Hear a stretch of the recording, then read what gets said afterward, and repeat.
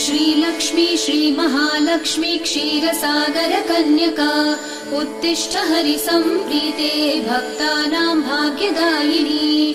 श्रीलक्ष्मी श्रीमहालक्ष्मी क्षीरसागर कन्यका उत्तिष्ठ हरिसम्प्रीते भक्तानां भाग्यदायिनी।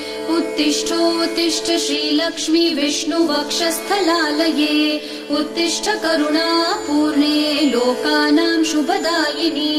उत्तिष्ठोत्तिष्ठ श्रीलक्ष्मी विष्णुवक्षस्थलालये उत्तिष्ठ करुणापूर्णे लोकानां शुभदायिनी।